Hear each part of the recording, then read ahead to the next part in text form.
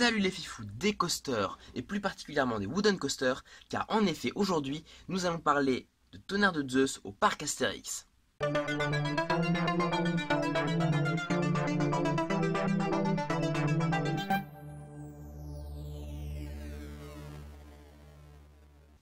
Donc bonjour à tous. Tout d'abord, je m'excuse de ne pas avoir posté de vidéo pendant un petit bout de temps, surtout au lancement de la chaîne. Avec les vacances, j'ai été très occupé. D'ailleurs, comme vous pouvez le voir à mon t-shirt, j'ai eu l'occasion d'aller à Europa Park. Je pense que je vous ferai une vidéo sur Europa Park bientôt. Malheureusement, je n'aurai pas de vlog à vous présenter, ni de vidéo on-ride. J'avais prévu de vous faire des vidéos on-ride en facecam sur les coasters. Malheureusement, j'ai pas pu. C'est assez compliqué là-bas pour faire des vidéos sur les coasters. Surtout qu'ils vendent les vidéos à la sortie, donc on m'a pas laissé filmer. Enfin, c'est pas le sujet du jour. Aujourd'hui, nous allons donc parler de Tonnerre de Zeus au parc Astérix, une montagne russe construite par Custom Coaster International en 1997 pour le parc Astérix.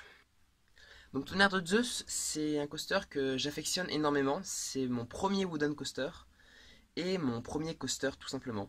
Alors à savoir, je suis un grand fan de wooden coaster et Tonnerre de Zeus est un coaster que j'aime énormément.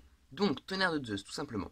Tonnerre de Zeus, c'est un coaster en bois qui est assez simple au niveau du layout, qui contient tout de même deux hélices très serrées, assez puissantes, quelques très bons airtime et surtout une drop assez imposante. Bien qu'elle ne fasse que 29 mètres de haut, cette drop est vraiment très imposante. C'est notamment grâce au tunnel qui se situe juste en bas de la drop, qui a la forme d'un énorme rocher en forme de visage. À part ça, donc le layout est assez simple. Il y a beaucoup de vibrations tout de même sur ce wooden coaster. Cependant, il y a eu un retracking du début de la voie, c'est-à-dire de la première drop et du premier virage pour la saison 2019, si je dis pas de bêtises. Et ça fait vraiment un gros changement. Le coaster est beaucoup plus agréable comme ça. Et j'espère vraiment qu'ils vont continuer le retracking en entier.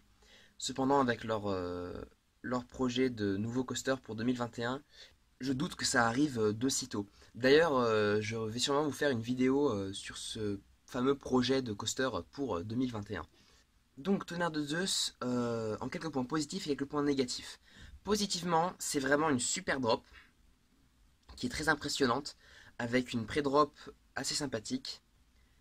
C'est un layout qui est caché à travers les arbres et les feuillages, etc. Et ça rend vraiment l'expérience très agréable.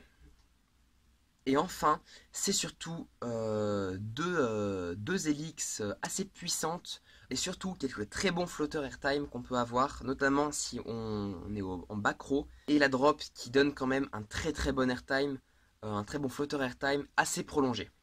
Maintenant, dans les points négatifs, c'est vrai que ce coaster a quand même pas mal de vibrations.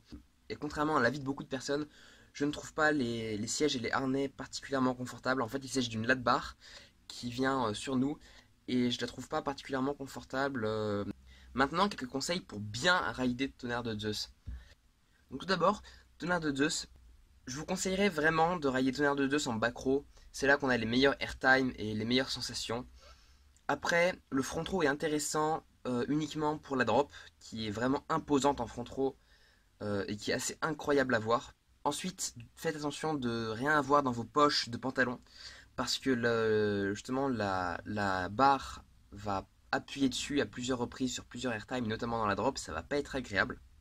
Et enfin, moi Tonnerre de Zeus, c'est un coaster que j'aime beaucoup rider dès le début de l'ouverture du parc, parce que tout simplement il y a beaucoup de monde à Tonnerre de Zeus souvent. Car oui, sachez-le, Tonnerre de Zeus a souvent une file d'attente assez grande qui peut monter facilement jusque 45 minutes, 1 heure.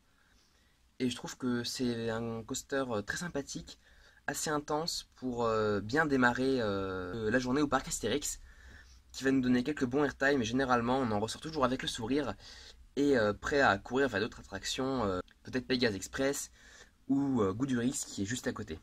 Sur ce, j'espère que cette vidéo vous aura plu. Dites-moi dans les commentaires si vous voulez que je fasse d'autres reviews de coasters en particulier au parc Astérix.